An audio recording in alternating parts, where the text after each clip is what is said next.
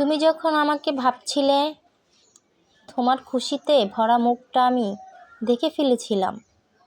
সেই দিন আমি বুঝেছিলাম আমার কান্না তোমাকে স্পর্শ করে না। আর ঠিক সেই মুহূর্তেই আমি আমার কষ্ট বুঝেছি। সত্যি বলছি, তোমার ওই খুশিটা তোমাকে আমার জীবন থেকে বুঝতে সাহায্য করেছে। কিছু প্রিয় মানুষ সবসময় প্রিয়ই থাকবে, ঠিক আকাশের তারার মতো দেখা যাবে কিন্তু ছোঁয়া যাবে না। বুঝতে পারি না আমার ভাগ্য খারাপ নাকি আমি মানুষটা খারাপ, কারণ মন প্রাণ দিয়ে যা চাই সবার আগে আমি সেটাই হারাই।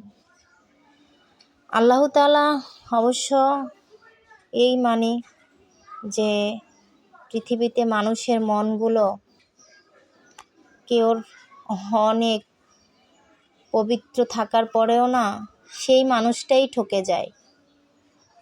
আর যারা গোপনে অনেক কিছু নিয়েও ভালো থাকে তারাই সব সময় ভালোই থাকে।